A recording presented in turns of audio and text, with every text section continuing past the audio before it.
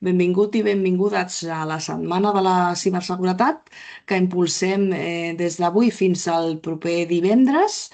Com sabeu, s'estructuren 4 sessions en format online i una presencial, on tindré l'oportunitat de visitar el centre del CETITI, que ens obre les portes en exclusiva pel clúster. Donar-vos les gràcies pel vostre temps, que sabem que teniu unes agendes molt apretades.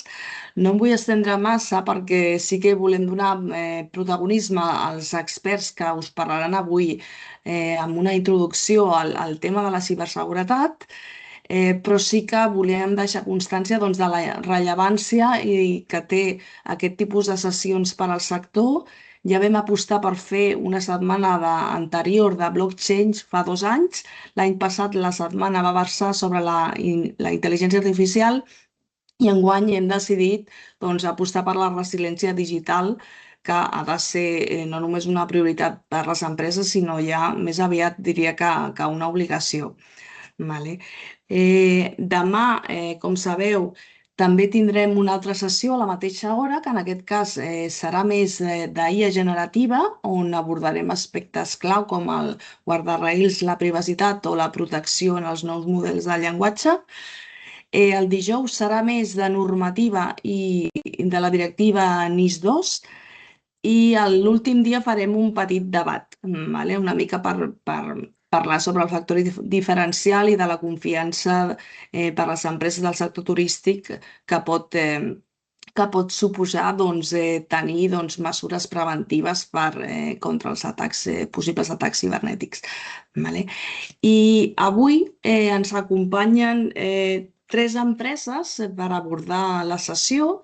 En aquest cas, comptem amb 2 socis del clúster. El primer d'ells és Awesome Cloud, i tenim aquí el Sergio Romero, que és el Chief Information Security Officer, i també tenim el Daniel Garcia, que és el director d'Operacions de Sistemes i de Seguretat. Ells ens aportaran la seva visió com a empresa que és experta en tota la informació i la gestió en el núvol de les empreses.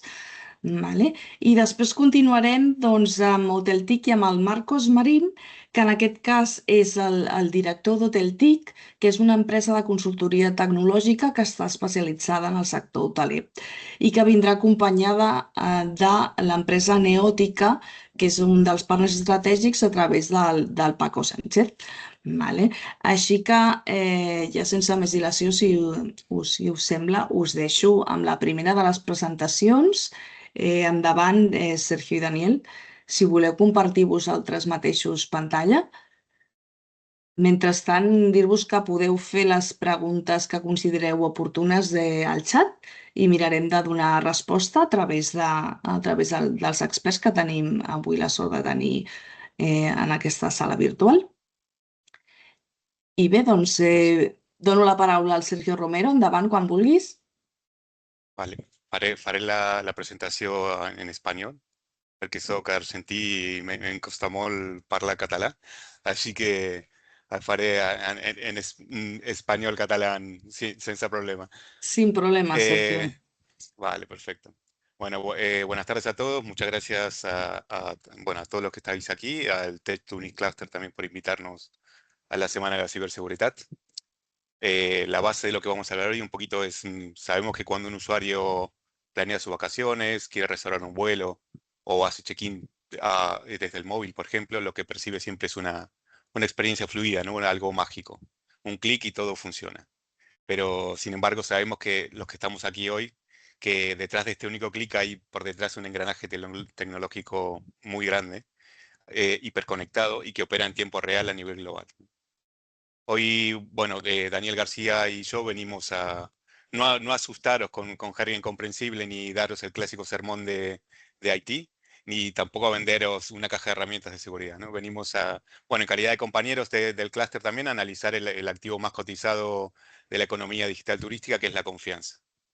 En el mercado Travel Tech actual, la ciberseguridad ha pasado de ser un mero coste de soporte o un dolor de cabeza para algunos, para pasar a ser una propuesta de valor, ¿no?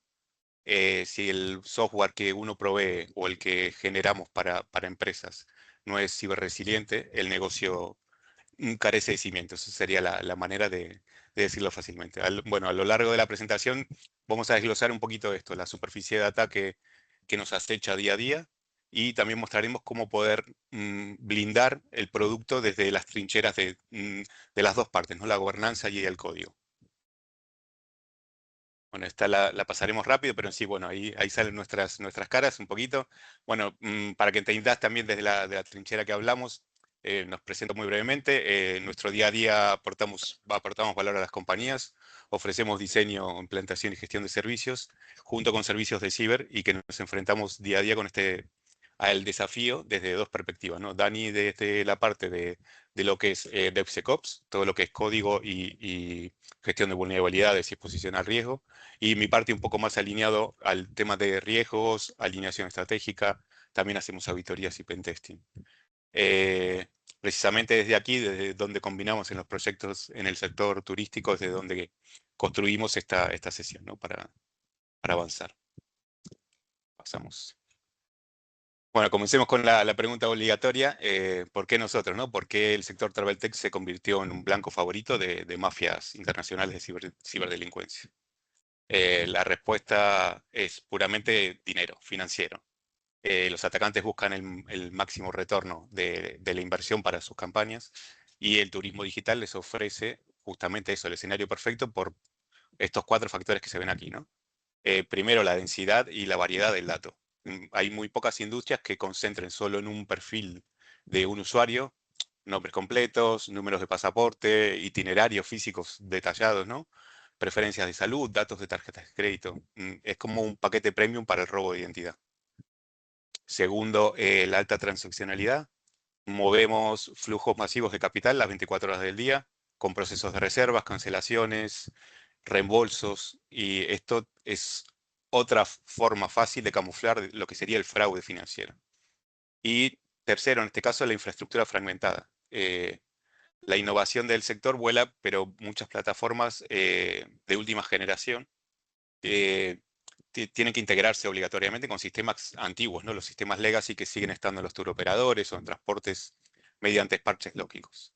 Y por último, la tolerancia cero al downtime, que en este caso sería, bueno, tolerancia cero a la inactividad, que es la psicología del turista digital, se basa en sí en lo que hablaba al inicio, en la inmediatez, en hacer un clic y tener mi reserva completada, ¿no?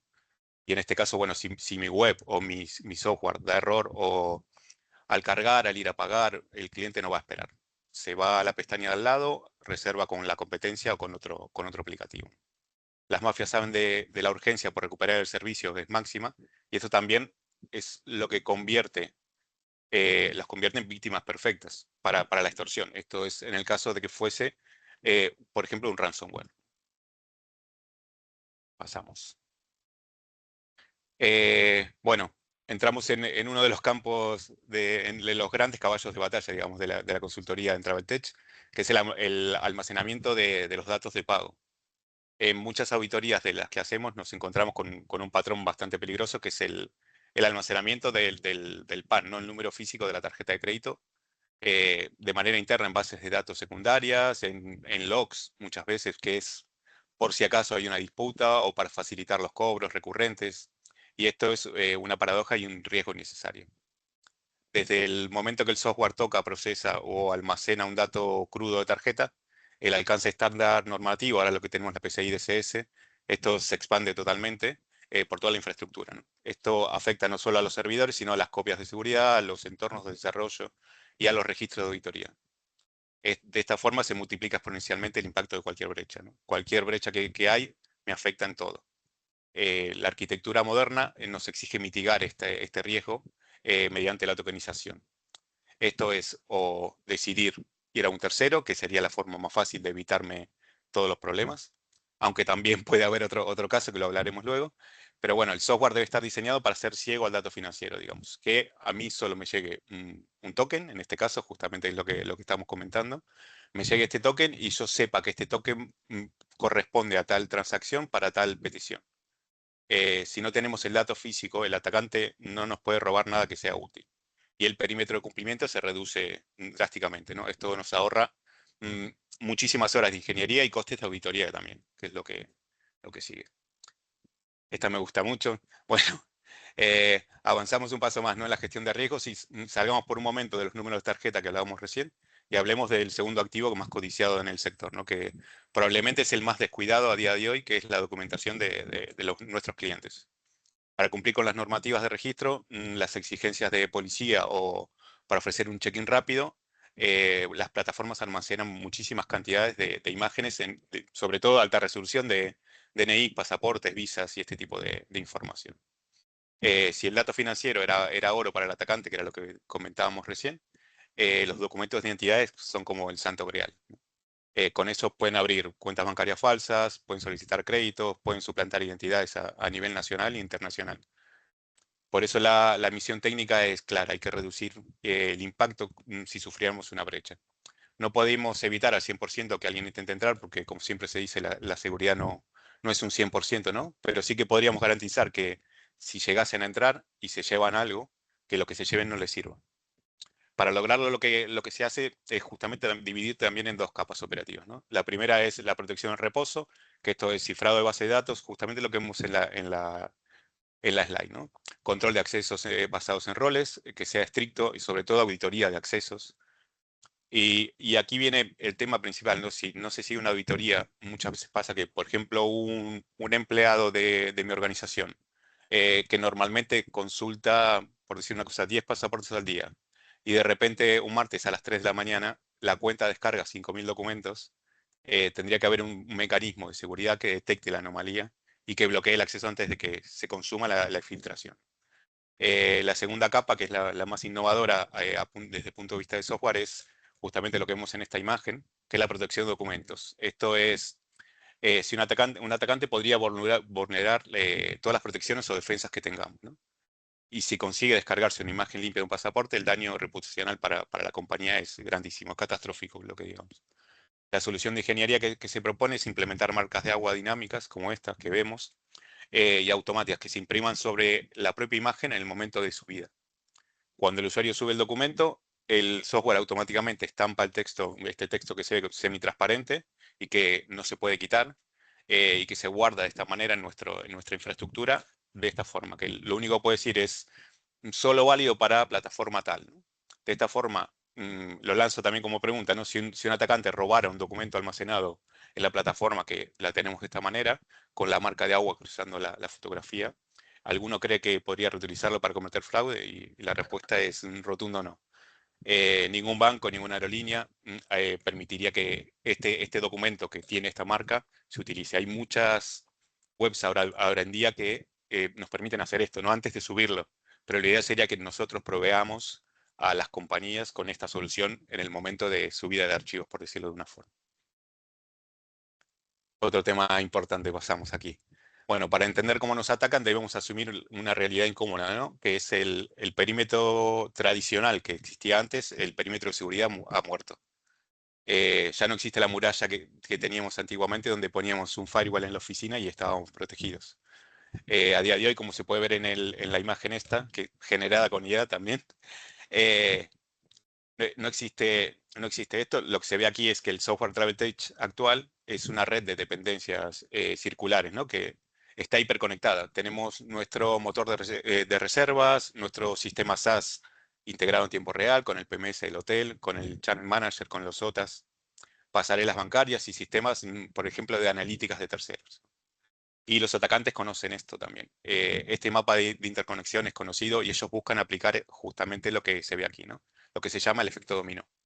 No van a intentar romper la seguridad de nuestro core si es demasiado fuerte y hoy está muy securizado, pero van a buscar dentro de toda esta cadena que tenemos aquí conectada al eslabón más débil en la cadena de suministro para poder, en caso de que lo pudieran hacer, si consiguen comprometer una API desprotegida, por ejemplo, de un proveedor local de excursiones, por decirlo de una cosa, se conectan desde allí a nuestra plataforma o a través de un plugin secundario que se usa para el check-in. Van a usar esta conexión de confianza que tenemos para pivotar lateralmente y penetrar hasta el corazón, ¿no? De nuestra base de datos central, donde tengamos todo. El nivel de seguridad nuestro no lo define nuestro mejor sistema de defensa, sino que en sí lo define el proveedor más vulnerable que tengamos integrado. Vale, pasamos aquí. Olvidémonos un momento de lo que comentábamos recién, tema de virus y ataques genéricos que puede sufrir cualquier oficina o servicio, ¿no? En el turismo digital nos enfrentamos a ataques dirigidos específicamente contra la lógica del negocio. En este caso aquí tenemos dos ejemplos, ¿no? El secuestro de inventario, que también se le denomina inventory hoarding, que no es un fallo que nos dé el servidor, sino que es el uso de redes de bots automatizados que son de última generación, ¿no? Muchas veces lanzados por competidores, que también ha sido el caso, o mafias de reventa.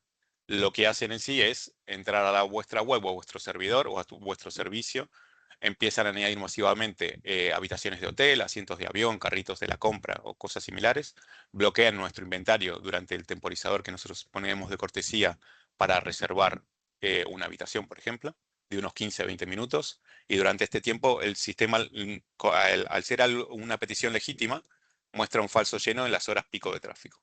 Y esto lo que hace en realidad es que las ventas se desplomen y cuando el tiempo expira, los bots liberan el inventario y no han pagado nada y el que termina perdiendo soy yo, ¿no?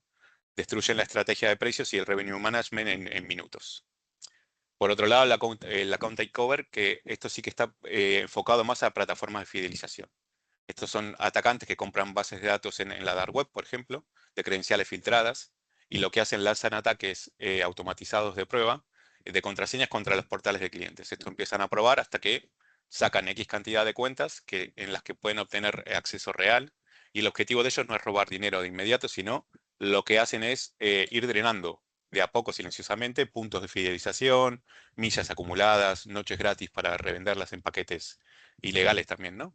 Y el cliente no se da cuenta del fraude hasta meses después cuando va a reservar las vacaciones y ve que en el saldo está cero y ha perdido todo lo que tenía. Bueno, un poquito de ataques. Avanzamos hacia otro vector que quita el sueño a varios de los ISOs del sector, que es el que se denomina web skimming, que se conoce antiguamente como Magecart o Magecart. Esto es, imaginad que habéis hecho los deberes a la perfección y la infraestructura está blindada, que también como comentábamos antes, ¿no? Los servidores están actualizados, parcheados y todas nuestras APIs autenticadas y securizadas. El cliente entra al formulario web, paga la reserva. Sin embargo, la tarjeta es robada de forma invisible. ¿Y cómo es posible si el backend es seguro, ¿no? Es lo que uno se preguntaría. Y esto es porque el ataque ocurre del lado del cliente, directamente en el navegador. Los atacantes lo que hacen, vulneran la seguridad a través de algún elemento de JavaScript externo que esté integrado, un script de chat, de soporte, un widget de accesibilidad o alguna librería de marketing, como comentábamos antes, analítica. Modifican este script en el servidor del proveedor e introducen unas pocas líneas de código malicioso, que lo que consiguen es que cuando el cliente rellena el formulario de pago, el JavaScript automáticamente le envía estos datos de tarjeta en tiempo real a un servidor malicioso, justo en el momento que lo están tecleando. Y lo envía, digamos, antes de que nos llegue a nuestro servidor, incluso antes de eso, ¿no? Y para mitigarlo, no sirven ya los firewall tradicionales de red, ni tampoco teniendo un WAF. Esto es, hay que implementar, digamos, políticas de seguridad de contenido, como el CCP, y sistemas de integridad de sus recursos, lo que se denomina el SRI. Esto es en toda la carga de contenido externo que esté hasheado de una forma determinada para que yo sepa que cuando se modifica el fichero que yo intentaba cargar, no lo cargue, me dé un error o me falle. Perdón que voy muy rápido. Bueno, vamos a ponerle un poco de números y realidades de este último año a lo que estamos exponiendo. Las métricas de incidentes globales son bastante tajantes, ¿no? El 74% de las brechas de seguridad que terminaron en desastre no se deben a vulnerabilidades complejas, por decir un zero day, por ejemplo, que son dignas de agencias de inteligencia, sino que se deben a identidades comprometidas, reutilización de contraseñas por parte del personal, falla del doble factor o ingeniería social básica, ¿no? Esto es un mail, un mensaje, una llamada telefónica. Les dejamos la ventana abierta. Y cuando cruzamos esto con la realidad de las operaciones turísticas, lo que pasa es que nos topamos con la métrica del 0%, que es lo que hablamos también hace unas slides para atrás, el 0% de tolerancia al downtime que tenemos, ¿no? Si, por ejemplo, una empresa industrial sufre un incidente de ransomware que paraliza los sistemas de facturación interna, puede seguir produciendo sin ningún problema, ¿no? O puede acumular stock durante unos días hasta que se recupera todo el entorno. En cambio, en TravelTech lo que pasa es que si, por ejemplo, se cae el motor de reservas, la pasarela SAS, sufre una parálisis de 4 horas durante un fin de semana de alta demanda, no sé, por decirlo en julio o agosto, ¿no? El impacto es fulminante. Las transacciones que no se procesaron se pierden para siempre y el cliente no va a esperar, lo que también comentamos, a que levantemos el servidor. Directamente va a coger y va a ir a otro sitio y va a reservar en otra parte. Por tanto, el coste real de un ataque no es la multa regulatoria, sino que es la pérdida operativa y directa del flujo de caja que tendríamos. Pasamos a unos casos reales. Aquí analicemos lo que sería la anatomía de un ataque real, ¿no? Que castigó con dureza al sector hotelero y de distribución en los últimos meses para que veáis cómo interactúan todos estos vectores de riesgo. El atacante sabe que hackear el núcleo central de una plataforma turística grande o una OTA multinacional es muy difícil y costoso, así que buscan el camino más fácil, ¿no? En este caso lo que hacen es un phishing dirigido o envían un malware al correo de recepción de un hotel independiente. Consiguen con esto robar las credenciales de acceso a un extranet, por ejemplo, del establecimiento en concreto, y el giro crítico viene aquí, ¿no? El atacante ya está dentro. En el momento que consigue esas credenciales, ya está dentro de mi sistema y dentro de mi organización. No toca una sola línea de código de la plataforma, no modifica nada. Lo que hace es ir a la lista de reservas del hotel, por ejemplo, las listas de reservas activas, y utilizando el propio software que tengamos, el chat nativo de la aplicación que esté integrado, le escribe directamente al cliente diciéndole, tienes una reserva para el día siguiente, debido a un error técnico en nuestro sistema de cobros, no hemos podido realizar el cobro y necesitamos que verifique los datos de tarjeta en este enlace en menos de 24 horas. Como la persona realmente ve que el mensaje llega desde dentro de la aplicación legítima y del canal de confianza, ¿no? que nosotros habíamos creado en su momento verificado desde el hotel, no lo duda, ¿no? Hace clic en el enlace, introduce su tarjeta en una web clonada que se asemeja muchísimo a la web original y el fraude ya está consumado. El software, nuestro software no falla a nivel de exploits, sino que falló la gobernanza y la identidad y la falta de controles sobre los accesos concurrentes, que esto también es otro caso, ¿no? Si detecto que un mismo usuario está desde dos sitios distintos, la sesión se tendría que cerrar en alguno de los dos lados, ¿no? Y ahí se vería muy fácil. Pero bueno, no lo tenemos controlado, lamentablemente. Y para cerrar mi parte y dar paso a la ingeniería técnica con Daniel, quiero dejaros aquí una recomendación clave de gobernanza, ¿no? Que es cómo trasladamos todo esto al comité de dirección para conseguir el presupuesto y respaldo estratégico que podemos necesitar, ¿no?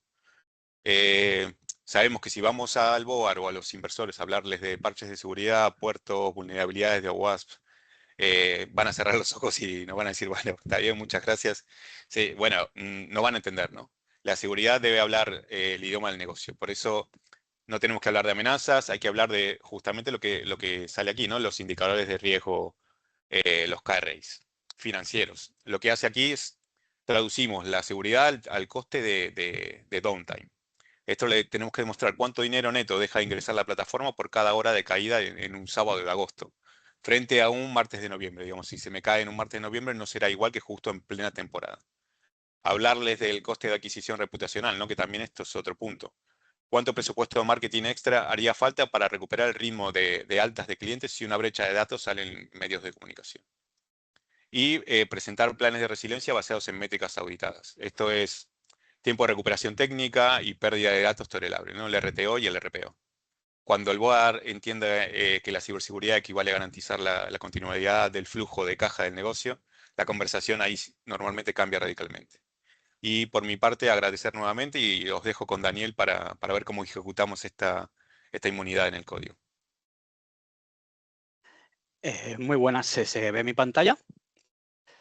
Perfecto. Sí, Vale, perfecto. pues muchas gracias, Sergio, y buenas tardes a todas y a todos.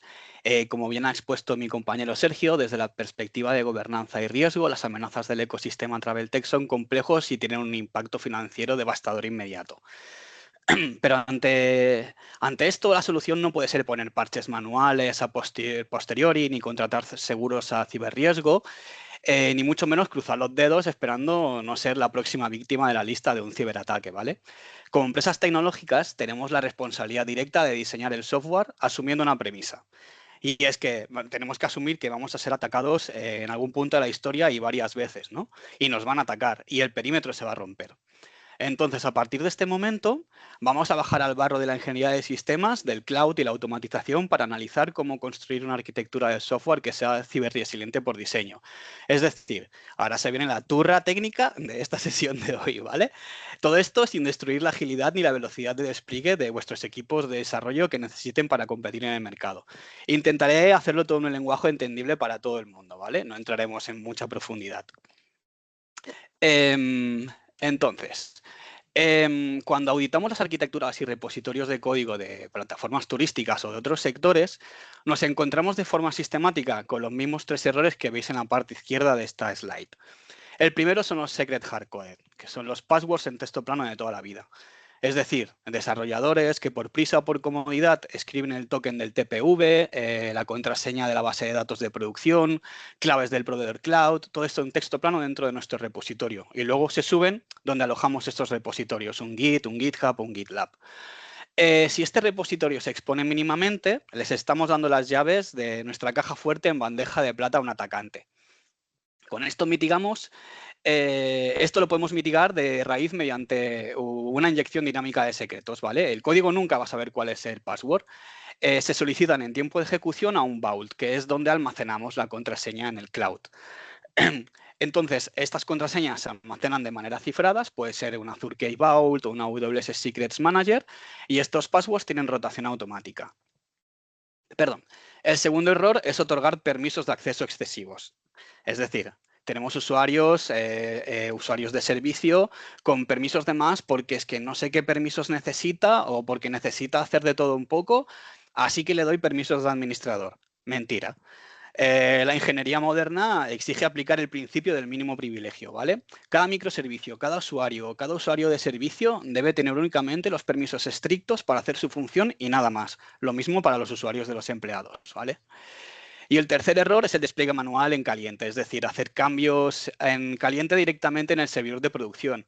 Esto imposibilita cualquier auditoría. ¿Por qué? Porque las auditorías os van a exigir quién ha aprobado el cambio, quién ha hecho el cambio, cuándo se ha hecho y cómo se ha hecho, ¿vale?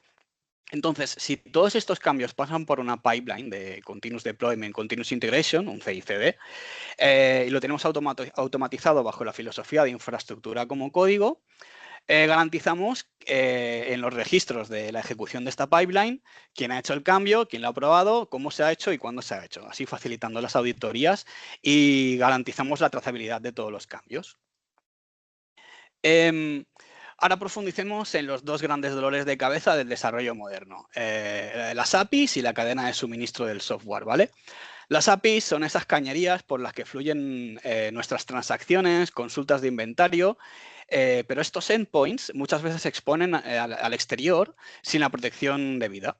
Publicar un endpoint de consulta de tarifas sin implementar políticas estrictas de rate limiting o de throttling, es decir, bloqueo por intentos por IP o pasarlo a una cola de espera, es una invitación formal a que una botnet, un script automatizado, nos tumbe el rendimiento de los servidores mediante un ataque de denegación de servicio o realice un scrapping masivo de nuestro contenido en cuestión de minutos y pueda clonar nuestro servicio.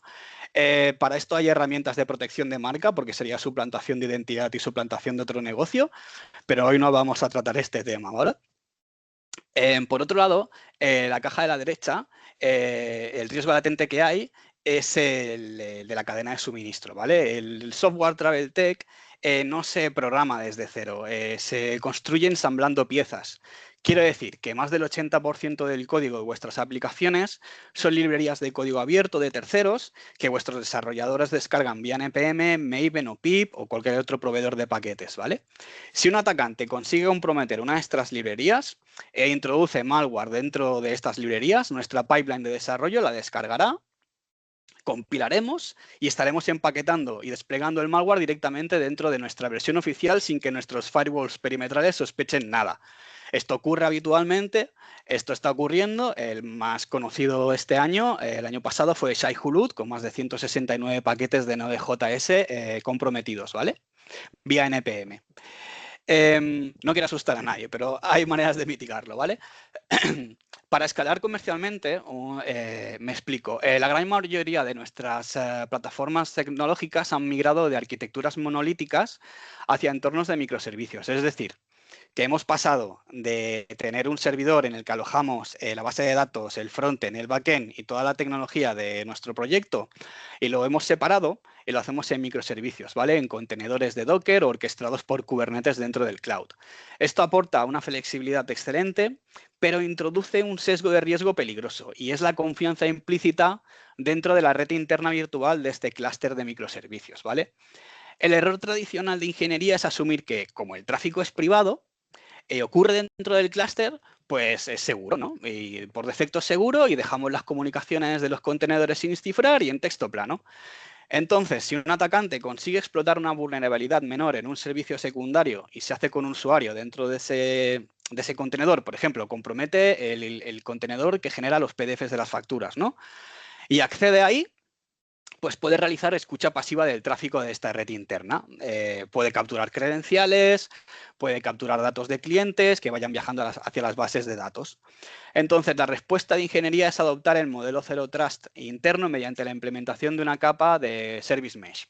Lo explico, ¿vale? Esto sería forzar de manera transparente las políticas de autenticación entre servicios, ¿vale? Cada contenedor debe validar la identidad criptográfica de otro contenedor de otro servicio para cifrar el tráfico y al enviar las peticiones, ¿vale? Y así neutralizamos los ataques de movimiento lateral. Sería lo más parecido a que si un atacante entra dentro de una habitación de nuestro hotel, se hace con una llave, no le permitimos coger las llaves del resto de habitaciones y lo tenemos encapsulado en ese contenedor comprometido. Así evitamos el movimiento lateral. Entonces, ¿cómo estructuramos todo esto para que sea sostenible en el día a día de una empresa tecnológica? Pues adoptando la cultura y la ingeniería de DevSecOps. Que no se trata de poner a un consultor de seguridad a revisar el código a mano el día antes de pasar a producción, porque esto frena los lanzamientos comerciales y genera fricciones con los equipos de desarrollo. Se trata de industrializar y automatizar todos estos controles de seguridad directamente dentro de las pipelines del despliegue en el cloud. El proceso consta de 4 fases automáticas integradas. La primera es el Shift Left, que sería realizar modelos de amenazas lógicas en la fase de diseño técnico. O sea, antes de escribir código, seguridad por diseño.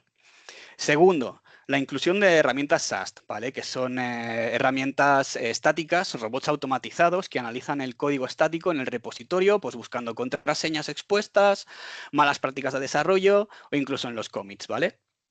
El tercero serían herramientas Dust, que serían herramientas dinámicas, que serían análisis automáticos dentro de entornos de preproducción o incluso los entornos de producción que lanzarían ataques simulados en tiempo de ejecución contra la aplicación web para detectar fallos o vulnerabilidades o vectores de entrada, ¿vale? Y el cuarto es el despliegue automático de la infraestructura inmutable bajo políticas Zero Trust en AWS o en Azure. Si en alguna de estas fases se detecta un riesgo crítico, la construcción de la versión de la aplicación de subida a producción cae automáticamente y el desarrollador recibe el feedback de por qué no se ha subido, qué ha fallado y qué tiene que arreglar, ¿vale? Entonces, si asumimos la seguridad en el diseño, asumimos la seguridad en las subidas a producción, podemos decir que estamos adoptando la postura de seguridad en el ciclo de desarrollo del software, ¿vale? Aparte de esto, una de las cosas más interesantes que tenemos es que podemos también en estas pipelines validar la infraestructura de nuestros servicios si lo tenemos en infraestructura como código. Podemos hacer uso de herramientas en estas pipelines de Chekhov, TFSec y Tribuy, que lo que harían sería aplicar las mejores prácticas de nuestro proveedor cloud en nuestro código, ¿vale? Nos avisaría, por ejemplo, oye, que estás afiliando un grupo de seguridad a todo Internet al puerto 22, lo que estaríamos dando acceso por SSH a todo el mundo. Este tipo de pipelines analizaría este grupo de seguridad, diría esto no está bien, te avisamos de esto. Otra cosa sería activar en nuestros proveedores cloud las mejores prácticas, es decir, desplegar controles a través de AWS Security Best Practices o Azure Security Benchmark. Lo que harían estos marcos de seguridad de mejores prácticas es desplegar una serie de controles y indicarnos qué configuraciones de nuestros servicios en el cloud son vulnerables, ¿vale? Y no solo eso, podemos aprovechar estas funcionalidades de aplicar marcos de seguridad en el cloud para aplicar marcos de seguridad regulativos. Por ejemplo, si manipulamos datos de tarjetas de crédito, tenemos la oportunidad de poder desplegar el marco de seguridad del PCI DSS dentro de nuestro proveedor cloud y tendríamos una serie de controles de qué aplica y qué no aplica dentro de nuestra infraestructura con la PCI DSS. Y lo podemos hacer con el DORA, con el NIST, lo podemos hacer también con marcos de seguridad sanitarios, etcétera, ¿vale? Entonces, hablemos ahora de una situación de crisis real en el ciclo de operaciones Traveltech. Imaginad que un sábado de agosto, en pleno pico de facturación vacacional, se publica una vulnerabilidad crítica que afecta a vuestro framework que utiliza vuestro motor de reservas principales. Vale, pues el dilema del negocio es terrorífico porque si obligas al equipo de desarrollo a programar, probar y desplegar un parche de código ya de emergencia a toda prisa, pues se puede correr el riesgo altísimo de introducir un bug lógico que desestabilice la plataforma o la tumbe directamente y las ventas de la web, el fin de semana más importante del año, se van a tomar por saco, malamente hablando, ¿vale? Si no se hace nada, pues estamos expuestos a que nos hackeen realmente, ¿no? ¿Cómo rompemos este conflicto?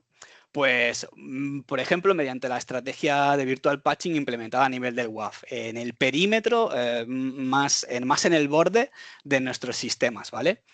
Sería en el perímetro de nuestras APIs. ¿Qué es el WAF? Es un firewall de aplicaciones.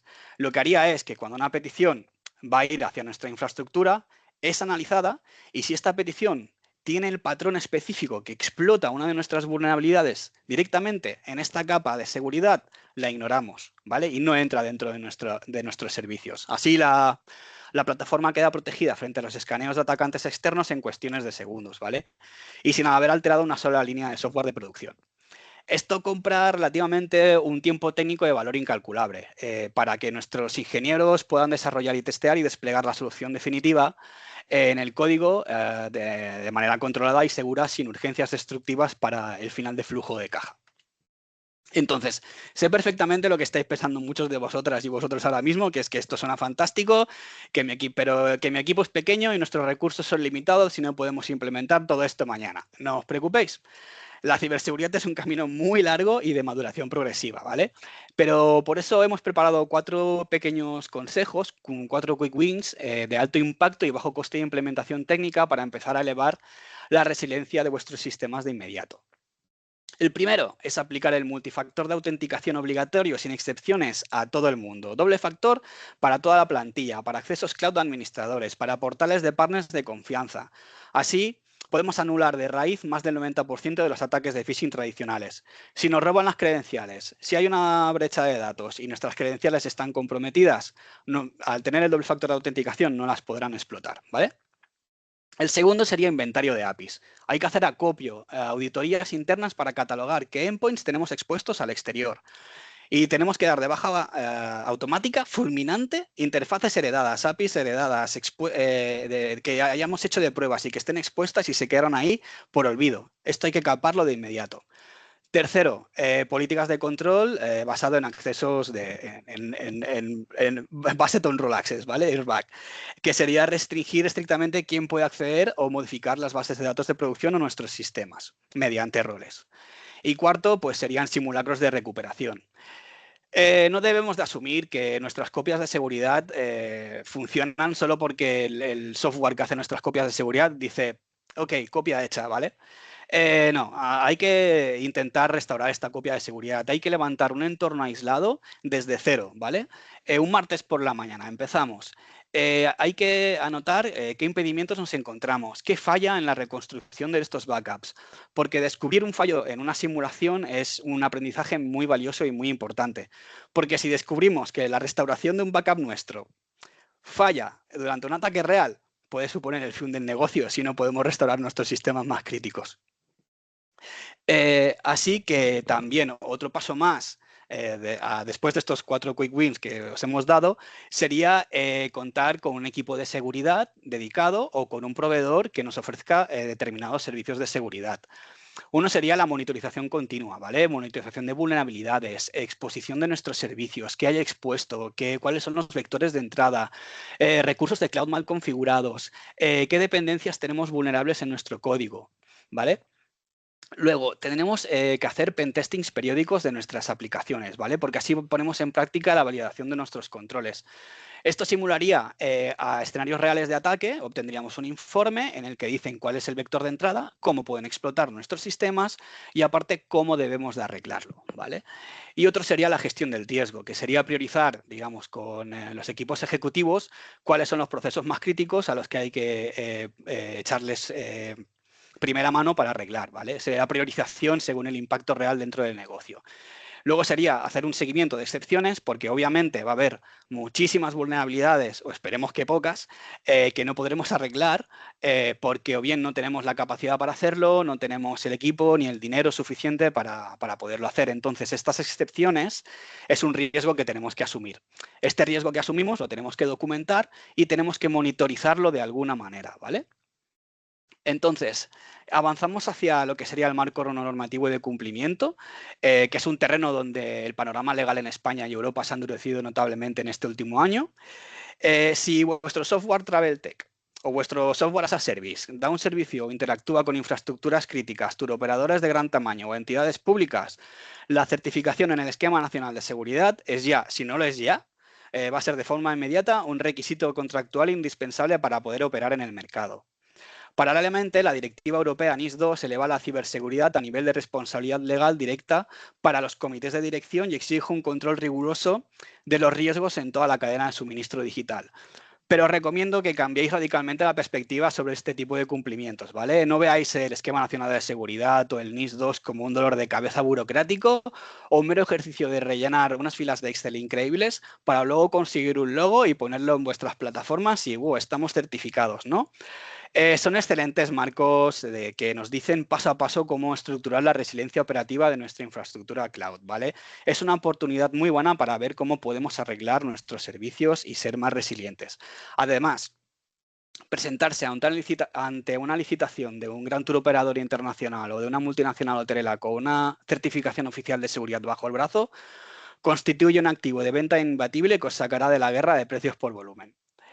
Y para cerrar el bloque técnico, no podemos ignorar la tecnología que está redefiniendo nuestra manera de trabajar y nuestras aplicaciones turísticas, que es el uso de la IA. Por ejemplo, la personalización de las reservas, la atención al cliente mediante una inteligencia artificial generativa, ¿vale? La IA aporta grandes capacidades, pero también expande la superficie de ataque en dos frentes muy claros que debemos de monitorizar. Tenemos que asumir que estos criminales, nuestros enemigos, estos atacantes que son profesionales, utilizan la IA desde hace años y nos llevan años de ventaja, ¿vale? Entonces, utilizan modelos de IA para redactar correos para suplantar la identidad de manera hiperrealista, perfectamente estructurada, sin fallos en el idioma, perfectamente adaptadas al contexto operativo de nuestra empresa, evadiendo con facilidad así los filtros de correo tradicionales o incluso el filtro humano, ¿vale? El segundo es el riesgo interno y el más peligroso para el producto, que es el Shadow IA, ¿vale? ¿Qué es esto? Pues ingenieros de desarrollo, analistas o empleados que con la mejor intención del mundo para optimizar su tiempo utilizan la IA, ¿vale? Copian fragmentos de código del core, cargan datos reales de clientes y los pegan en herramientas como ChatGPT o otras IAs para, bueno, pues para hacer parches o generar informes rápidos. En el instante en que ese contenido que os he explicado llega a ChatGPT o llega a otra IA, habéis perdido el control de vuestra propiedad intelectual y habéis provocado una brecha de confidencialidad de datos masiva. Así que se requiere cierta gobernanza y ciertas políticas corporativas sobre el uso claro y seguro de la IA, ¿vale? Y ahora sí, hasta aquí la turra técnica. Vuelvo a llamar a Sergio para que se una de nuevo para las conclusiones finales de nuestra exposición. Vale, vale. Bueno, pasamos, sigue tú, ¿Paso pasa a yo la las siguiente diapos? y bueno, sí, Perfecto. sí. Bueno, para concluir la sesión conjunta que hemos hecho con Daniel, la base que queremos dejar hoy son 3 mensajes clave que resumen la filosofía de lo que hemos expuesto, ¿no? Esto es el gráfico que ven a la izquierda, es el impacto financiero real de un incidente. Demuestra que el 40% del coste se va directamente en la parálisis operativa de ventas, ¿no? La pérdida operativa. 30% sería el daño reputacional, que el otro día lo comentábamos también con los compañeros que están aquí hoy, y que yo creo que es mucho más, pero bueno, el daño reputacional es alto. Y otro 30% que se nos va en sanciones que podemos tener en caso de una brecha y en la restauración, que es el coste, ¿no? La ciberseguridad es una inversión estratégica que protege el balance financiero del negocio. Se lidera desde la gobernanza del riesgo, pero se ejecuta de forma automatizada en el código, que es lo que os explicó Dani. Y recordad que vuestros clientes en la industria compran vuestras funcionalidades de software por innovación, pero se quedan a largo plazo con vosotros por la tranquilidad y la resiliencia operativa que demostréis en el día a día. Industrializad vuestros controles en la nube. Haced que las herramientas automáticas trabajen por vosotros las 24 horas. Sacad la seguridad de los procesos manuales del pasado. Y recordad que no existe la seguridad absoluta, ¿vale? Es monitorización continua y trabajo continuo. Y las organizaciones más maduras son aquellas que son capaces de detectar, contener y recuperarse rápidamente cuando ocurre un incidente. Así que muchas gracias por vuestro tiempo y si tenéis alguna pregunta, la respondemos ahora mismito. Pues muchísimas gracias, Sergio y Daniel, por la extensa explicación. No sé si alguien tiene alguna pregunta que quiera formular en el chat. Mientras tanto, yo sí que tengo alguna. Sí que os quería comentar, a nivel de transparencia, ¿creéis que las empresas lo son cuando hay una fuga de datos real en su empresa y quieren evitar pues este daño reputacional que, como bien indicabais, es superior al 30%, eh, o incluso también en posibles sanciones que puedan tener? Eh, Eh, ¿Me la puedes reformular la Sí, pregunta? sí, simplemente si crees que o si creéis que las empresas cuando tienen una fuga de datos lo evitan. son suficientemente transparentes para hacer esta comunicación, o si prefieren evitar este daño reputacional no siendo sinceros en compartiendo esta fuga de datos con sus clientes. Sergio, antes has dicho que lo evitaban, ¿no? Sí, no, pero que es un tema muy complicado. En sí es por el lado del RGPD, estamos obligados siempre que haya datos personales, ¿no? Siempre que haya un dato personal, en realidad deberíamos cada vez que hay una brecha o que hay un problema o un incidente de ciberseguridad que pueda afectar a las cuentas de nuestros clientes, tendríamos que informarlo. A nivel de Lens es más todavía. Tenemos tiempo límite. Bueno, en el caso del RGPD también hay 72 horas, pero en el caso de Lens hay que informar de todos los incidentes que tenemos. Y estamos obligados, digamos. Si estamos certificados, lo tenemos que hacer. Eh, es una pregunta un poco trampa, pero sí que es difícil, yo creo, para una empresa asumir de que han entrado y bueno, mi sistema súper seguro ha sido vulnerado, ¿no? Pero a día de hoy nos hemos encontrado que la mayoría de los últimos ataques que han habido no son por culpa, justamente lo que hemos comentado en la charla, ¿no? No son por culpa de la infraestructura mía ni de mi seguridad, sino que a través de un tercero vulnerable terminaron llegando a lo mío. O obtuvieron información mía a través de una API que yo permití a un tercero poder acceder. Si había... Eh, el, dale, Perdón, dale. Sí, sí. perdona. Que pensaba que habías acabado, Sergio. Continúa tú. Bueno, que si se avisan de estas brechas de datos, generalmente la percepción que tienen las compañías es que su imagen se ve manchada, pero es completamente al revés. Generas mucha más confianza cuando asumes, mira, nos han atacado, nos ha pasado esto y os pueden ocurrir estas cosas. Os pueden, yo qué sé, compañías eléctricas pueden haceros llamadas falsas o yo qué sé, cualquier historia, ¿no? Siempre hay que comunicar con nuestros usuarios qué es lo que les puede ocurrir y protegerlos, hacer campañas de concienciación también. De hecho, mira, un ejemplo, en la Agencia de Ciberseguridad Catalana hay una cibercrisis cada 4 horas. Y la parte más importante de la gestión de esta cibercrisis es la de comunicaciones con los ciudadanos. Es una parte muy, muy importante siempre comunicar cuando han sufrido un ataque o tenemos sospechas de que ha habido una brecha de datos. Y aparte, estamos obligados a ello si queremos cumplir con el Esquema Nacional de Seguridad. Ujú. De acuerdo, pues veo que de momento no hay ninguna pregunta en el chat. Si más adelante hay alguna, le daremos paso. De todos modos, entre los asistentes, si tienen alguna duda posteriormente, nos la pueden hacer llegar y nosotros las trasladaremos a los expertos de la sesión. Así que muchísimas gracias, Sergio y Daniel, por compartir vuestro conocimiento. Damos paso al segundo bloque de la sesión de hoy. Contamos hoy con Marcos Marín, director de Hotel TIC, empresa socia del clúster, y también con Paco Sánchez de Neótica. Así que adelante. ¿Qué tal? Buenas Buenas tardes a tardes. todos. Hola. Buenas tardes. En primer lugar, quería dar las gracias al clúster por brindarnos este rato y gracias a los que estáis conectados y con ganas de escucharlo.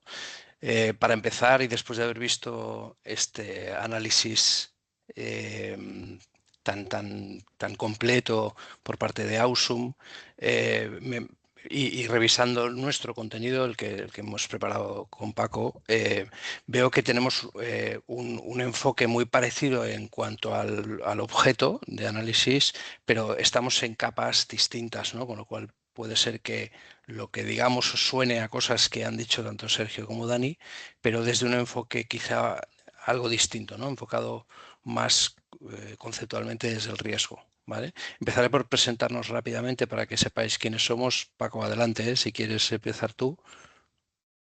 Vale. Sí, pues gracias por la introducción, Marcos, y gracias al clúster por la invitación. También a los compañeros de Ausum, que verdaderamente ha sido una explicación pues, muy detallada, muy interesante. Y bien, como comentaba Marcos, yo soy Paco Sánchez, fundador de Neótica Ciberseguridad.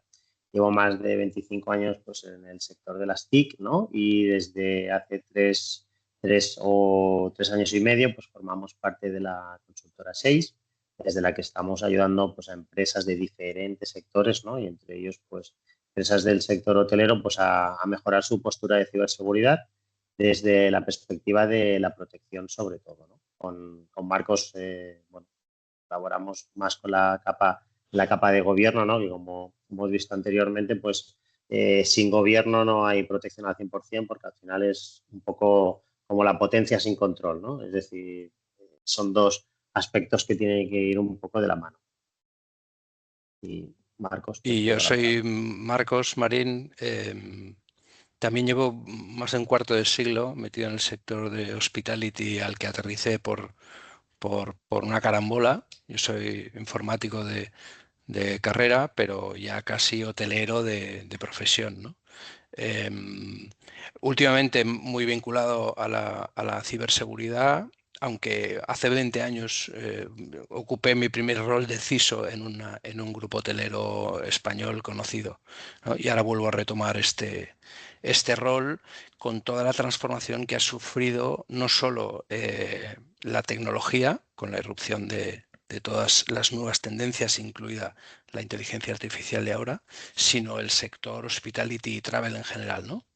Entonces, con Paco hemos preparado una presentación que cae un poco más de arriba, cae un poco más o clama más a la gerencia de las empresas, ¿no? A los responsables, a los administradores, a los miembros del board, a la gente que toma las decisiones, ¿no? Por eso el enfoque de riesgos nos parece muy adecuado cuando el interlocutor, como decía Daniel antes al final de su presentación, que hay que hablar, y Sergio también, hay que hablar en términos que el negocio entienda, ¿no? Y esta presentación creemos que está en ese enfoque. Pero no descuidemos el entorno en el que estamos, que es el de travel. Entonces hemos preparado unos mensajes muy sencillos para aterrizar el concepto de ciberriesgos dentro de travel. Empezaremos con esa definición, si queréis, muy sencilla. Aterrizaremos en las singularidades que os sonarán de la presentación de Ausum, porque sin haber estado de acuerdo, y esto os lo prometo, o sea, tuvimos una sesión previa, pero no hemos alineado los contenidos, se alinean solos. ¿Cuáles son las singularidades de nuestro sector? ¿Cuáles son las principales amenazas que vemos nosotros? No las únicas, pero sí las que entendemos principales. Lanzamos una reflexión de si estamos o no, qué debemos hacer para estar preparados y una propuesta de pasos iniciales, ¿vale? Ahora le doy paso a Paco, que nos adelanta conceptos de ciberriesgos. Sí, gracias, Marcos. Sí, como comentaba Marcos, al final pues es un poco exponer algunos conceptos que pueden parecer muy básicos, ¿no? Para algunas personas que a lo mejor ya están más vinculadas con la tecnología, pero que quizás a nivel de dirección o de cargos que no son tan técnicos, pues son conceptos que a menudo escuchamos en los medios de comunicación, ¿no? Debido a los incidentes que cada día pues son más, pero que cabe tener claro, ¿no? Al final, pues son tres conceptos que tienen que ver con los ciberriesgos, son las amenazas, las vulnerabilidades y el impacto. Que estas amenazas o estas vulnerabilidades, en caso de ser explotadas, pues pueden tener en nuestros negocios, ¿no?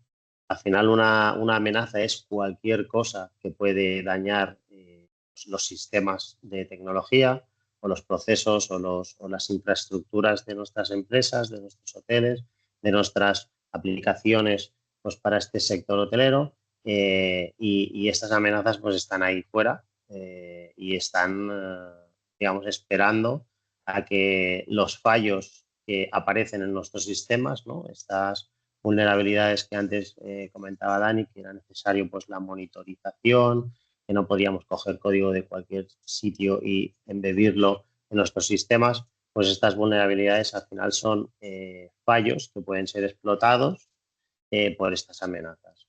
Dependiendo de la gravedad de la vulnerabilidad, dependiendo de la, digamos, de los conocimientos que tengan estos actores maliciosos para explotar estas vulnerabilidades y un poco de la naturaleza de estas vulnerabilidades, pues tendrán un mayor o menor impacto en nuestros negocios.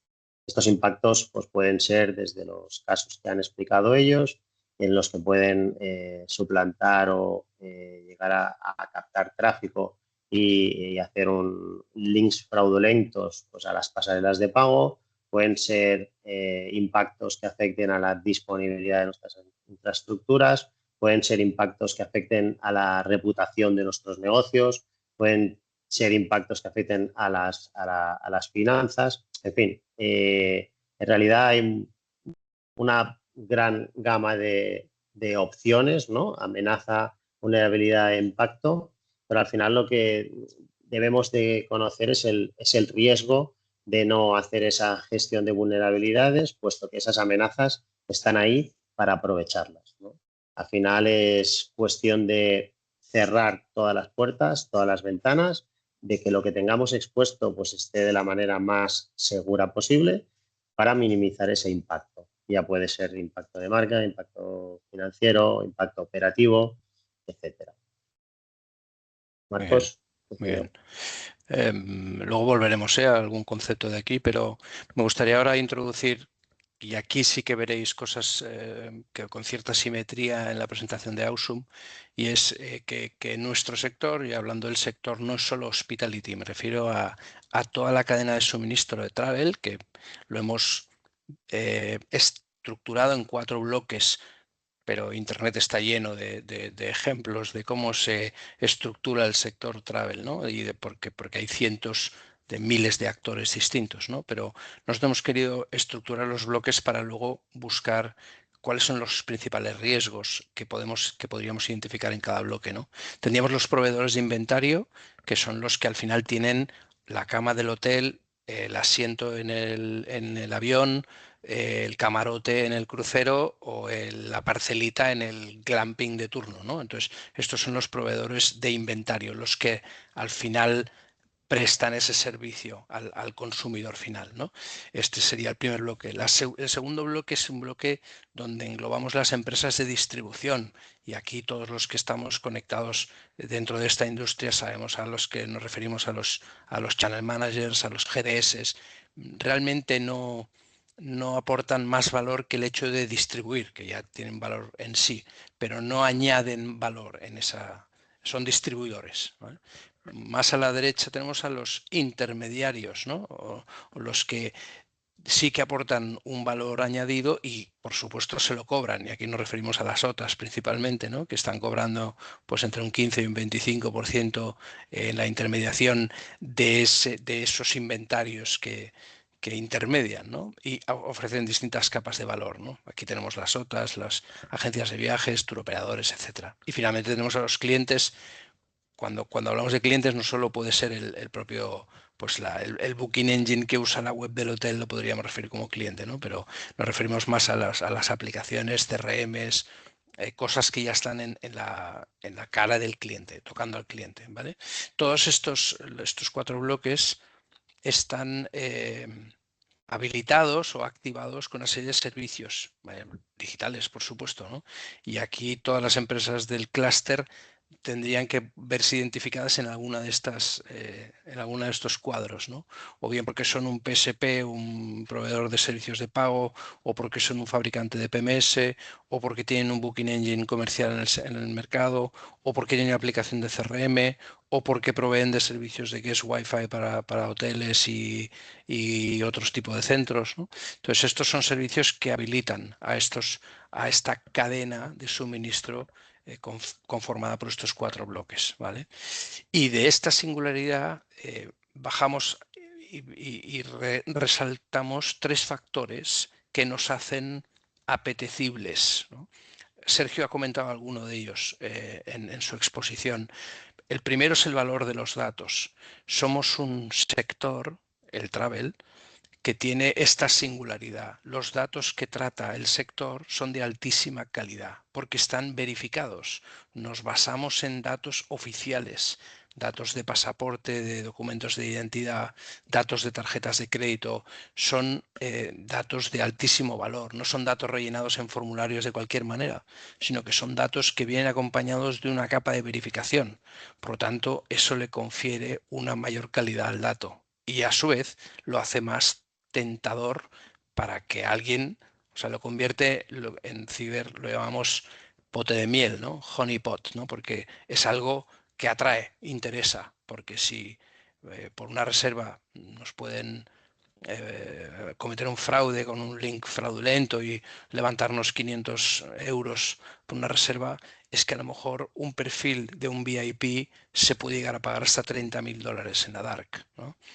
La información de las personas puede tener mucho más valor que no una reserva, ¿vale? Otro factor que nos hace singulares como industria o como sector es la dependencia de terceros, ¿no? Porque hemos creado tanta dependencias de los distintos elementos de la cadena que en sí hace que la superficie de ataque sea enormemente grande, ¿no? Incluyendo a decenas de empresas en la misma superficie. Por lo tanto, no somos una industria donde la empresa controla la superficie de ataque, está bajo su perímetro, digamos, sino que esa superficie se extiende a lo largo de la cadena y un impacto en un nodo, por ejemplo en el de intermediación, puede estar afectando al nodo de los proveedores. Y si no, el reciente caso de Booking es una muestra de ello, ¿no? Eso es lo que viene a presentar como singular esta dependencia de los terceros. Y por último, y esto es un extracto de un excelente informe del trabajo de PricewaterhouseCoopers del Cybersecurity Outlook 2026, os lo puedo referir en la URL porque el informe es público, es esta actitud reactiva que tiene el sector en general. Luego, para que Price lo matiza en su informe, pero es esa actitud que tenemos reactiva, ¿no? En el sector hotelero os sonará que es algo más acuciante que en otros sectores, ¿no? Cuando digo reactiva es que, bueno, esperamos a ser impactados y luego ya veremos qué fem, ¿no? No anticipamos estos ataques, como que no va con nosotros, es algo estadístico, sí, ya nos pasará, pero cuando nos pase recuperamos, ¿no? Entonces existe una brecha creciente entre los ataques que son cada vez más sofisticados y por otro lado que la madurez de la cadena de suministro, sobre todo en algunos puntos, en el punto hotelero es crucial, esa madurez no está alineada con la mejora del tipo de ataques, ¿no? Entonces se está provocando una brecha, ¿vale? Un extracto de ahí es que solo el 18% de las empresas de esta industria, es un dato para pensar, invierte en medidas preventivas o proactivas de ciberseguridad, ¿no?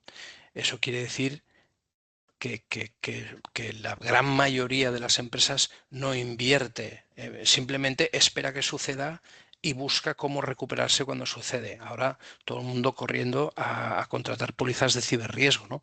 Pensando, bueno, a mí si me pasa algo, aprieto el botón de la póliza y asunto arreglado, ¿no? Y nos parece en Neotica y Hoteltic que esto es un poco más complejo, ¿vale? Y otro dato interesante es que solo el 16 hace una medición del impacto financiero que puede tener ese evento, ¿no?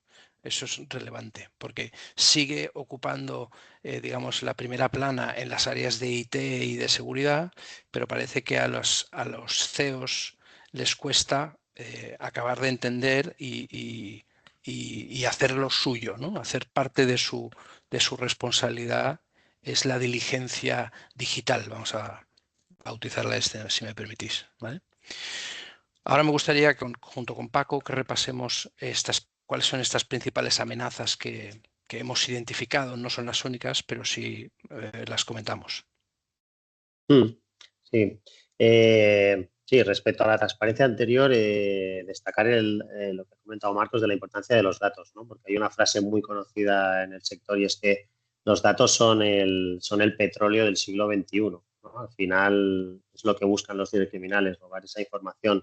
Nosotros hemos visto ataques donde han conseguido suplantar la pasarela de pago y su objetivo no era llevarse dinero en tiempo real, sino captar datos de los clientes de esa pasarela. O sea, ahí te demuestra que es más importante el llevarte toda esa información que la transacción económica como tal en ese momento, ¿no? Porque esos datos al final los van a poder vender en la DARK, como ha comentado Marcos.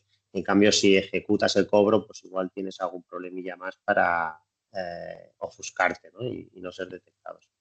Y bien, sí, aquí como comenta Marcos, pues no hemos plasmado todas las amenazas porque evidentemente hay muchas más, ¿no? Pero sí que hemos querido reflejar algunas de las más importantes.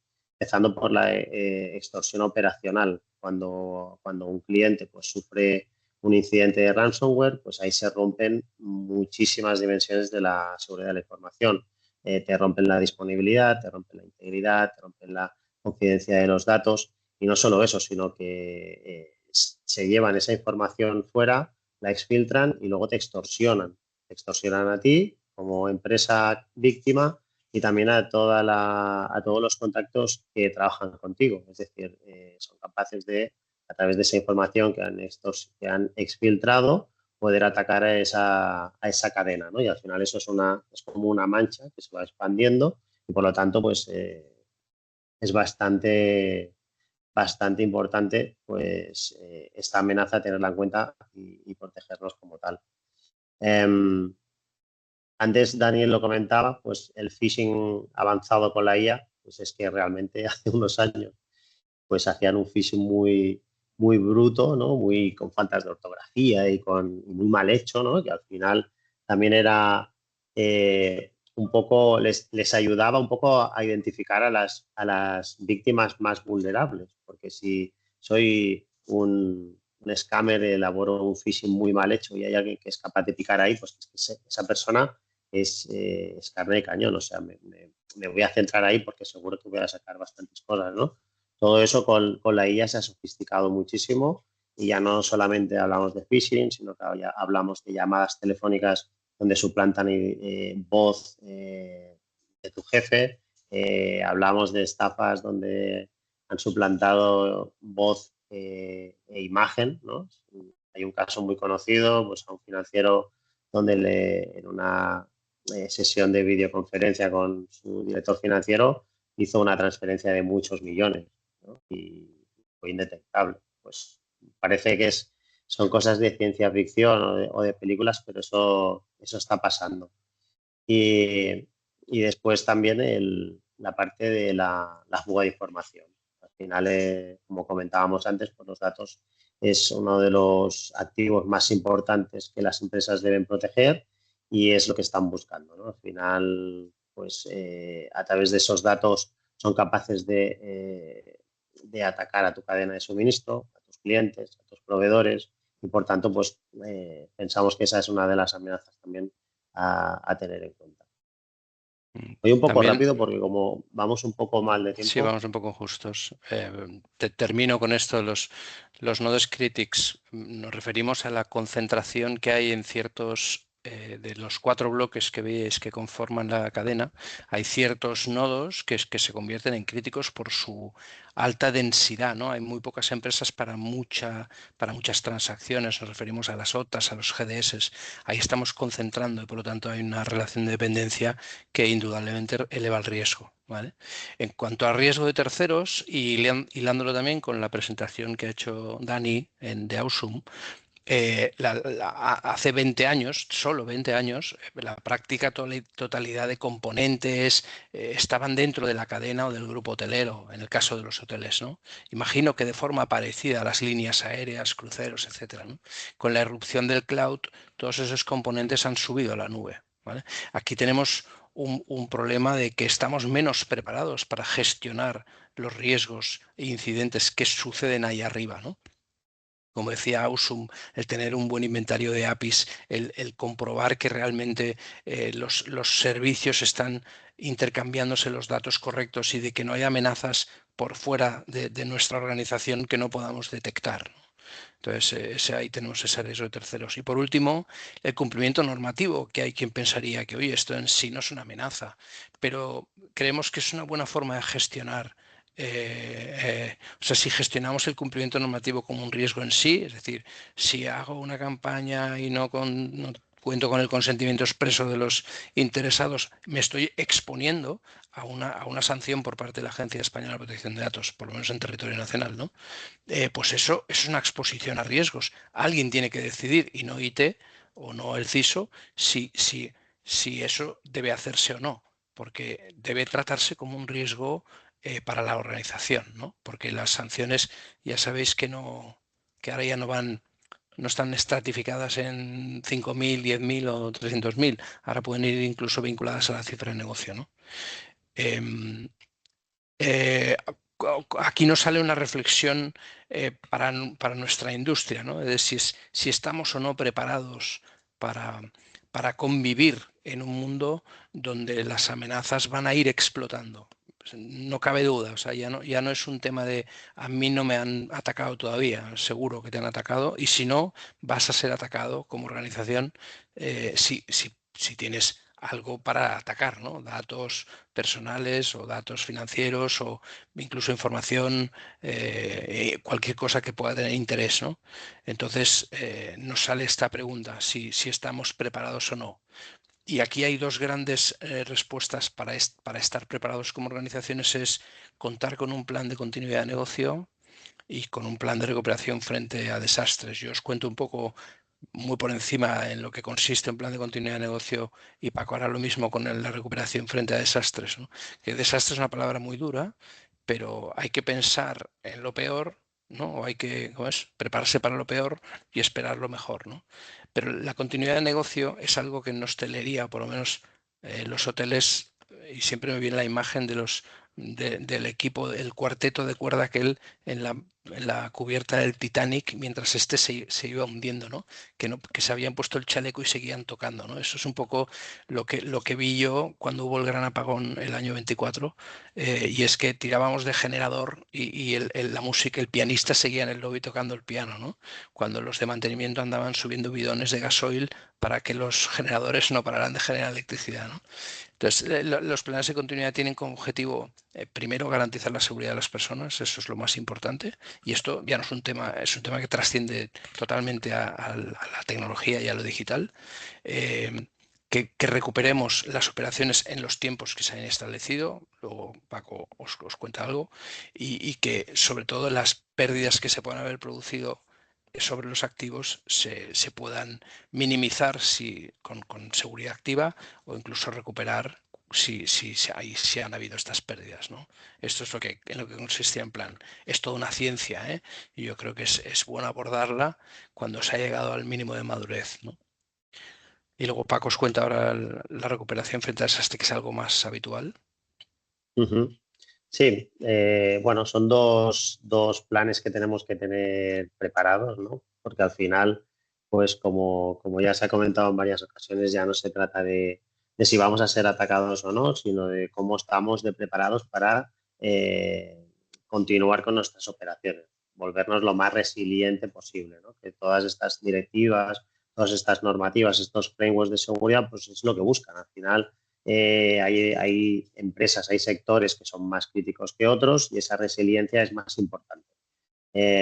Un plan de recuperación ante desastre, pues tienes que tener muy claro cuáles son tus activos, cuál es la criticidad para el negocio de esos activos, tenerlos identificados y saber cuáles son las principales amenazas a las que están expuestos. A partir de ahí, definir cuánto tiempo puede nuestro negocio estar parado o cuánto podemos asumir el estar parados, y eso sería el RTO. Y el RPO es cuánta información estoy dispuesto a parar a perder desde la última copia de seguridad. Para empezar a tener un buen plan de recuperación de desastres, tenemos que tener muy bien acotados esos aspectos. Saber dónde están mis activos, si los tengo on-prem, si los tengo en la nube, si los tengo en un proveedor, cuáles son las garantías que ese proveedor también me da, ¿no? Porque al final hay muchas cosas que no las gestionamos nosotros al 100% y ahí tenemos que empezar a hablar con esos proveedores, a pedirles esos SLAs y saber estos dos términos que son cuánto tiempo puede estar parado mi negocio y cuánta información puedo o asumo que puedo perder. Y después documentar todos los procesos. Yo sé que a todos los técnicos aquí presentes seguro que les da muchísima mandra el documentar y a nosotros nos gusta tocar y chequear y tal y cual, pero hay que documentar y esa documentación es vital para que luego cuando tenemos que poner en marcha esos procesos de recuperación pues fallen. Las simulaciones pues son un ejercicio fantástico, antes lo comentaba Daniel, pero el día a día nos come lo urgente, machaca lo importante. No acabamos probándolo hasta que no tenemos un incidente. Ese día vamos a tirar de los backups y resulta que el último backup que tenemos disponible es de hace 2 años, pues tenemos un problema. Así que bueno, son 3 tips muy por encima y muy generalistas, pero que empezando con cada uno de ellos, pues las empresas, las organizaciones pueden ganar bastante en este sentido. Muy bien. Ya entramos en las dos últimas. Por último, queríamos compartir algo que lo vemos como una buena noticia, ¿no? Porque yo creo que como al final de esta sesión, y perdona, Paco, vas tú con la buena noticia, ¿eh? Sí. Dale. Sí, no, bueno, que estamos toda la sesión aquí demonizando, ¿no? O hablando de la IA como eso es malísima porque lo utilizan los cibercriminales y tampoco es así del todo porque a las empresas que nos dedicamos a la protección la IA nos está dando oxígeno, nos está dando una potencia de cálculo que antes no teníamos, nos está dando una respuesta a los incidentes que antes era imposible, a no ser que tuvieras un ejército de expertos, pero expertos de verdad. Ahora la combinación IA personas, pues es muy potente. Y bueno, pues a nadie se le escapa pues, que la IA es muy buena analizando datos, que cuando se trata de monitorizar, como comentaba Daniel, pues se trata de monitorizar no solo un endpoint, sino monitorizar 360. Monitorizar 360 y tener la capacidad de correlacionar todos esos eventos en tiempo real. Eso a una persona le cuesta horas. O sea, una persona puede analizar un incidente al día en 8 horas. La IA lo hace en cuestión de segundos, con lo cual, pues bienvenida sea la IA también para ayudar a protegernos. Déjame añadir aquí, Paco, que preparando esto, se me ocurrió, oye, ¿puede haber un Armagedón que lleve el sector travel, lo borre del mapa? O sea, podría haber un evento, ciberincidente, que se cargue toda la cadena de valor, toda la cadena de suministro del sector travel, y realmente es muy poco factible que esto suceda, ¿vale? Precisamente porque está fragmentada esta cadena, es muy difícil que un mismo ciberincidente pueda arrasar con toda ella. Ya sé que es una chorrada, lo puede parecer una chorrada, ¿eh? Pero pueden haber otras industrias, otros verticales, que un simple incidente sí que sea demoledor. En el caso del travel eso es más complicado. Os pongo un ejemplo. Si cae Booking.com, imaginaos que cae Booking.com, ¿vale? Muchos se podrán aplaudir, ¿no? Pero yo no. Pero si cae Booking.com, no para las operaciones hoteleras. no para ni siquiera la venta, porque hay otras alternativas, hay otras vías para acceder. Por lo tanto, el negocio seguiría, ¿vale? Si cae un PMS hotelero, el hotelero podría resistir con sistemas alternativos terceros a los que ha integrado y que puede incluso ver el inventario, por ejemplo, un channel, ¿vale? Es decir, que tenemos las capacidades dentro de esta cadena para resistir. Puedo hablar un poco de los hoteles, aerolíneas, me perdonáis, un poco menos. O sea que yo creo que hay buenas noticias aquí. Tenemos capacidad de resiliencia operativa. Como decía Paco, la IA es un aliado, nos puede ayudar mucho en la parte de ciber y dejar muy tranquilo o más tranquilos, ¿vale? Ser más activos, salir de ese 18% que no invierten en proactividad, ¿vale? Lo que sí nos tendría que ocupar es que dentro de esta cadena, como decían Ausum también, hay dentro de esta industria del travel, hay empresas que sí que están reguladas por NIS 2, no sé si os suena, o el Esquema Nacional de Seguridad, y por lo tanto tienen un grado de madurez de ciberseguridad muy superior al que puede tener los hoteles. Os doy un ejemplo, 122.000 casos o ciberincidentes reportados en el año 2025 al INCIBE, que es el Organismo Nacional de Ciberseguridad. 122.000. Ninguno de ellos vienen de la industria, vienen de hospitality. Pueden venir de travel, pueden venir de aerolíneas porque son sector crítico, pueden venir de transportes porque es sector crítico, pero ninguno de hoteles. ¿Queréis pensar que no ha habido ningún ciberincidente el 2025? Nos falta madurez, ¿vale? Entonces, tenemos que mejorar esos procesos de madurez. Querías decir, Paco, perdón. No, que evidentemente seguro que los ha habido, pero no se han reportado, ¿no? En línea de la pregunta que ha hecho Cristina con el cambio de presentación. Seguro que los han habido, pero no han sido informados. Y por último, que tenemos esta actitud predominantemente reactiva, ¿no? Es una sensación que compartimos Paco y yo, sobre todo de esta industria, ¿no? Y unido también a lo que decíamos ahora, de que no me han atacado pero no digo nada, ¿no? Primero, hay regulaciones que obligan a reportar el incidente. Decía Sergio, el Reglamento General de Protección de Datos establece unos tiempos cuando el incidente implica datos personales. Hay 48 horas para reportarlo a la Agencia Española de Protección de Datos. 48 horas. Reportarlo no quiere decir totalmente diagnosticado, resuelto, no, simplemente reportarlo, dar aviso, ¿no? Hay muy pocas empresas que lo estén haciendo y eso denota madurez, no denota debilidad. Para mí denota madurez, ¿vale? Entonces yo creo que hay todavía un camino largo por recorrer. Por último, ¿cómo empezamos, ¿no? Paco, ¿qué hacemos? ¿Cómo ayudamos a las empresas? Pues plantearíamos 3 pasos. Sí, desde nuestro punto de vista, lo primero que hay que hacer es saber en qué punto estamos. Hacer una auditoría, levantar ahí esos activos que no sabemos muy bien dónde los tenemos, que no sabemos muy bien cuál es su criticidad, que no sabemos muy bien a qué amenazas se exponen, y lo primero que hay que hacer es dibujar ese mapa. Al final, lo que no conoces no puedes proteger, con lo cual, si no sabes dónde tienes un servicio crítico para tus procesos, pues es difícil que lo puedas proteger hasta que no has tenido un incidente y te ha dejado de funcionar todo, ¿no? Por lo tanto, lo primero es analizar y ver y saber cuál es nuestra postura de seguridad, pues para poder trazar un plan, ¿no? Ordenado, si puede ser referenciado a los frameworks del sector, ISO 27001, Esquema Nacional, la Directiva NIS 2, es decir, estos frameworks son muy sólidos y pueden ayudar a las empresas a desplegar ciberseguridad de una manera ordenada. Si no sabes por dónde empezar, empieza por lo ya establecido, lo consolidado, lo estándar en el sector. Y a partir de ahí, pues empezamos a caminar. Exacto, ese es el pinchacito, ¿eh? Va a ser un pinchacito, le hacemos una analítica y obtenemos los resultados, ¿vale? Ese pinchacito y esos resultados son estándares, los valores son iguales para todas las empresas, pero luego viene alguien y lo contextualiza, ¿no? Porque usted va a correr todas las mañanas y tiene esta dieta, ¿no? Entonces hay que contextualizar esos datos que decía Paco, que se obtienen. Auditoría suena duro, es una auditoría, ¿eh?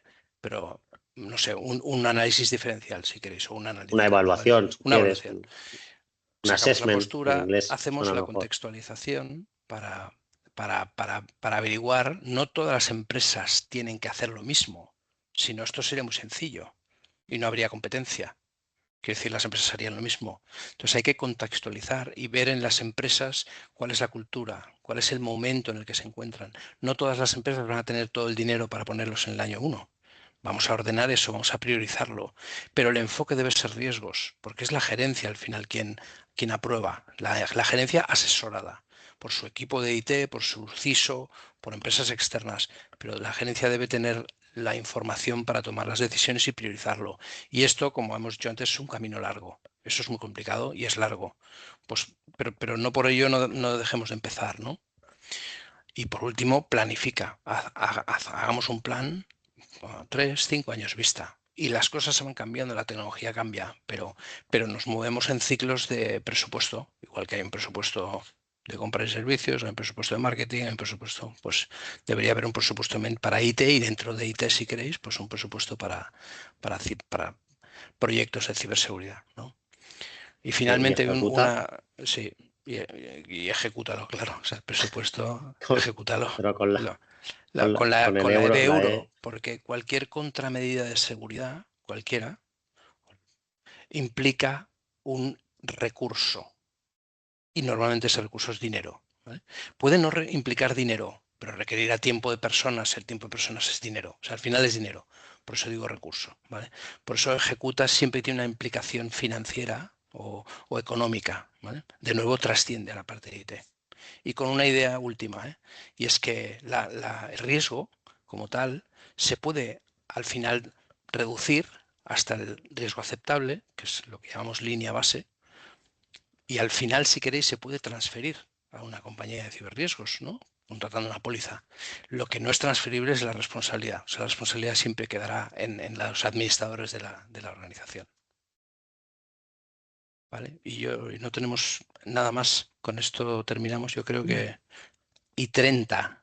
Sí, muy bien. Me encanta la puntualidad británica que tenemos ahora. Bueno, moltes gràcies als quatre ponents per la sessió d'avui. La nostra voluntat és precisament que les empreses tinguin aquesta capacitat més no tan reactiva, sinó preventiva. I és amb aquesta voluntat fem aquestes sessions per poder conscienciar i sensibilitzar doncs, a les empreses tant des de la part de la governança i direcció de les empreses com dels propis treballadors que al final també hi tenen la part de corresponsabilitat, no? I bé, ho deixem aquí per no allargar-nos en el temps. Moltes gràcies per la vostra dedicació, pel vostre coneixement, per compartir-ho. I res, us esperem a la sessió de demà, que també sereu molt benvinguts, que ens tornem a veure demà a les 4 de la tarda. En aquest cas, doncs, parlarem dels nous llenguatges d'IA generativa i com els ciberatacs i la ciberseguretat també és una part molt, molt encara més rellevant en aquests nous models de llenguatge. D'acord? Moltes gràcies de nou i compartirem tota la informació que agregarem en un únic butlletí per tots els socis del clúster. D'acord? Moltes gràcies a tothom.